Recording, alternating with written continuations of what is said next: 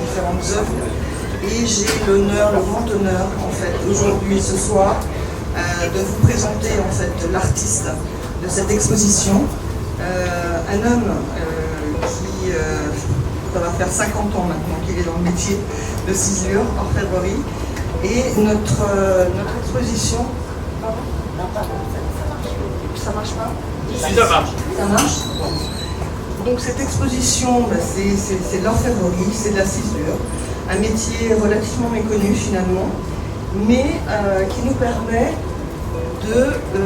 ça va nous permettre de voir les possibilités que nous avons dans ce métier d'art, les possibilités de création de pièces qui peuvent être effectivement pour de la décoration d'intérieur, mais également de la bijouterie, ça peut être également pour la mode, prochainement.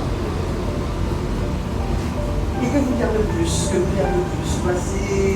C'est un métier magique. C'est un métier finalement qui vaut le détour.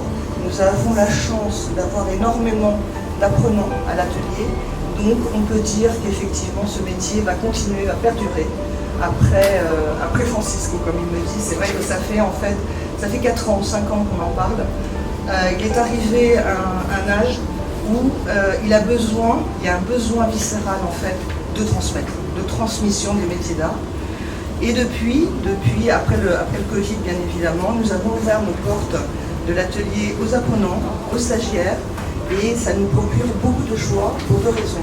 La première, de savoir que finalement ce métier d'art ne va pas disparaître, et la deuxième, c'est d'être en relation avec la nouvelle génération, les nouveaux créateurs, les bijoutiers, les orfèvres. On en a une parmi nous et nous sommes très heureux. Nous sommes très très heureux. Donc avec nous ce soir, s'il vous plaît, on accueille Francisco Avila Magni.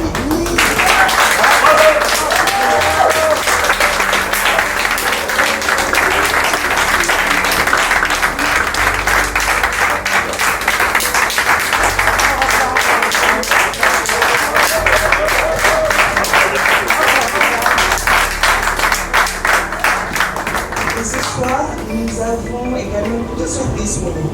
Nous allons vous présenter la dernière pièce, très créative, Carotiba. Nous allons dévoiler. Télé.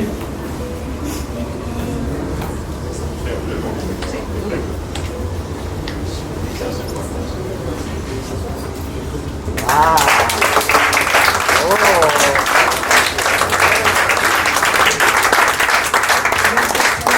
C'est toute une église.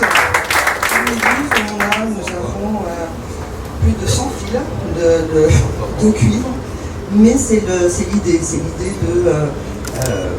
de force, c'est l'idée également de se sentir des fois un petit peu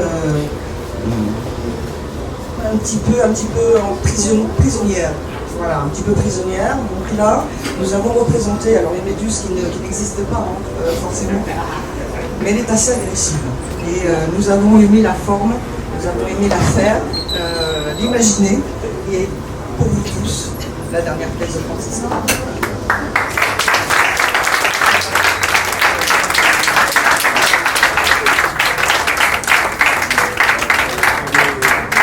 Nous aimerions également remercier Antonio Almeida, le directeur de l'hôtel Chassa, et toute son équipe, parce que sincèrement, ils ont été